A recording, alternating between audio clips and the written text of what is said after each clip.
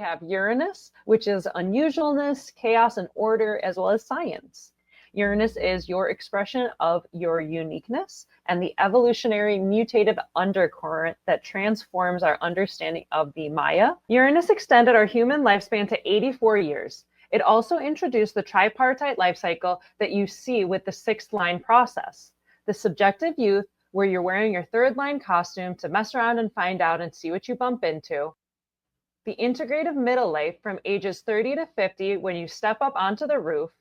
Then, after the Chiron return at around age 50, you step off the roof and into the transcendent older life once you've incorporated all that you found out to step into the position of role model. Uranus's solar orbit is 84 years, with the Uranus opposition occurring at around age 40 to 42. And that's where your nodal focus shifts from the south node to the north node. Yeah, and all that movement takes place that we were sort of reading before. And that's 84 years, and it's Uranus opposition 42. Yeah, it's hard. And by saying how many days it stays in a gate or a line it's ridiculous, because it's going to change so wildly. Just don't even, right? I tried. I was looking at a 20-year ephemeris, scrolling through and counting and seeing when I could figure it out, and it became really super confusing. So I was just like, the solar orbit is 84 years. Uranus hangs out in its gates for a long time. Long time. And so was that a month and 2 months or 2.5 months? It's a long enough. That's a long. Yeah, and then it'll go retrograde for a little bit, a bunch, and through a few gates, and then it goes back forward, and it just takes forever. Yep, exactly. So, but it's this unusualness. This is our way. Unusualness is just another word for uniqueness. Uranus unlocked the knowing circuitry. It unlocked the nine-centered way, such that the knowing circuitry, which is, if anyone who knows what I'm referring to, that's the individual circuitry, and I am including centering circuit with that. So the knowing and the centering circuits of individuality is what Uranus technically is speaking for. It's almost like the big brother of all of that looks out for its little brother. And on humanity, it's saying, hey, you're being programmed for a little bit of unusualness. Look at where your Uranus is. It doesn't matter if it's in a collective gate or not. Just look where it is, and it's helping to support ultimately where your uniqueness will be. So the trick is, again, this is something you relax with, because this is your thing. This is what you got.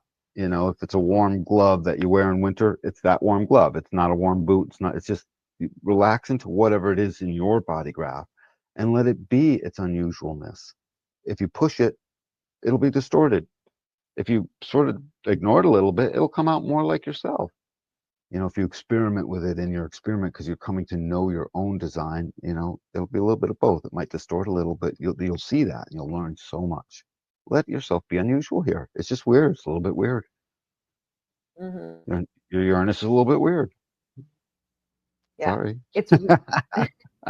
It's really fun also because Uranus is the first planet that was discovered by a telescope. The other planets we've been talking about, you can see with the naked eye. So Uranus is the first planet that was discovered with a telescope, and this is in 1781, which is also really interesting because 1781 is also the year that like projectors came onto the scene.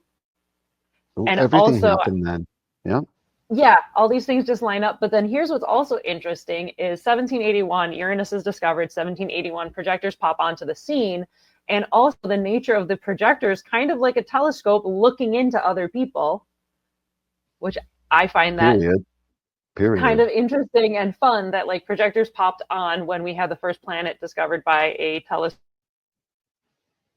Yeah, projector wannabe, if he wasn't already, that like couldn't help but to master that little system, you know, and he just recognized that we were going to need that. Who knows why he was really doing it? His not self mind could have been telling him, I'm doing it so I can name one of the planets and I'll be famous. But at the end of the day, as soon as because he originally wanted to name it for King George. He wasn't naming after it himself. You know what I knew about that? That's right. You're right. You're right. I remember that, and I forgot how it got its name. It got morphed somehow. It gave us also the nine-centered being. That whole transition. 1781 gave us all new children with brand new energy that were now destined to live twice as long, essentially, and to live much longer than their parents. And boom, that started happening. You go back in time at 1781 and just find whatever record you can for all the births. You know, it's out there. you'll see that, oh, these kids live longer. You'll just find the trend starting there. And they also started getting taller. You'll find that trend 20 years later. You'll suddenly see measurements. Oh, everyone's a little bit taller. You'll find measurements of, oh, everyone's temperature is a little bit warmer. We changed to accommodate this nine-centered work towards advancing consciousness and our awareness and our intelligence, essentially. So Uranus is the unusualness that helps unlock all of that. Let it be unusual. A little bit of chaos. Love science. Absolutely. Uranus might be akin more to the 52 in the gate 53, whereas just before were the top ones in the sacral. The etymology of Uranus. Uranus is named after the Greek god Ouronos, Ouranos, the personification of the sky and father of the Titans. Discovered in 1781 by William Herschel, it was named to continue the mythological theme, though Herschel initially proposed naming after King George III.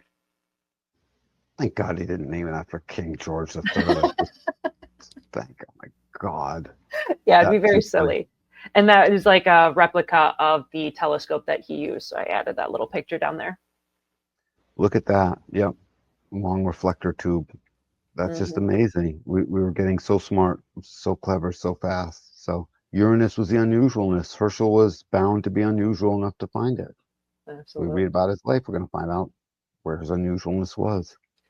All I know is Uranus started the birth of the human design body graph, which couldn't quite be read prior to that. That's cool. And the development of projectors to really nerd out and master it. And all kinds of stuff, and direct us. Remember, guys, your projector friends and the ones you don't know, especially, they're directing you left and right, whether you know it or not. It's accidental. It's accidental on purpose, like accidental to us, but God said, no, that's on purpose. I made it that way. Next up, we have Uranus, which is the special effects coordinator, introducing unexpected plot twists, revolutionary breakthroughs, and innovative approaches that break conventional patterns. Yeah, and the cool thing about it is the special effects peeps, someone may have given them orders of what they want and placed their wish list of how they'd like this to go, but that's not what Uranus delivers. It might get something that was close to that, maybe, or not. It's not up to us. The unusualness of Uranus is in the special effects that then come back out, and it's sort of the movie just has to deal with what's there. So this Uranus is a spot where even the stage manager, that guy that can hire and fire, has a hard time firing the special effects guy. Yeah.